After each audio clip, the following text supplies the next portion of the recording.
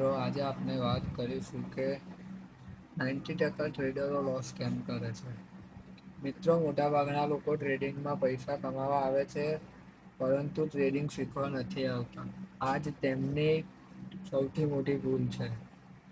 ઘણા લોકો કોઈ પ્લાન વગર ચાર્ટ ખોલે છે, જ્યાં મન થાય ત્યાં બાય કરે છે અને જ્યાં ડર લાગે ત્યાં સેલ કરી દે છે. જેમ કે હમણાં ચાલો મેં દેખાડું તમારું ઉદાહરણ તરીકે, તો મેં અહીંયા આગળ કરી દીધું બાય. મારું કશું લોજિક નહોતું, કશું નહીં. આઈ રહ્યું મારું સ્ટોપ લોસ, આઈ રહ્યું મારું ટાર્ગેટ. અને હવે આ માર્કેટમાં સ્ટોપ લોસ આગળ આવે છે, તો મેં અહીંથી કરી દઈશ ક્લોઝ.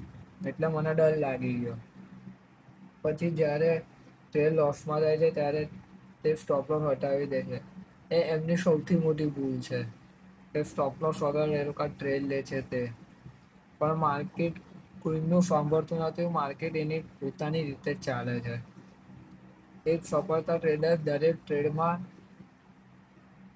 જીતવા પ્રયત્ન કરતો નથી. તે પોતાના સેટઅપની રાહ જોવે છે. હમણાં જેમ કે મને સેટઅપ નથી મળ્યો મારા ટ્રેડનો. મેં તમને દેખાડું તો મારો સેટઅપ છે.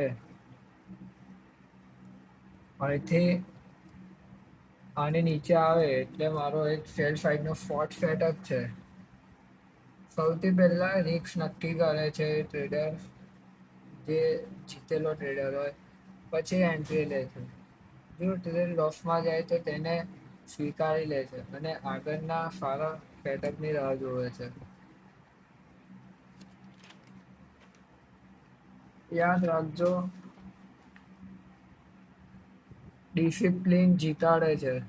જો તમે દરરોજ શીખશો, જર્નલ બનાવશો, નિયમોનું પાલન કરશો, તો પ્રોફિટ ધીમે ધીમે તમારી જોડે આવશે.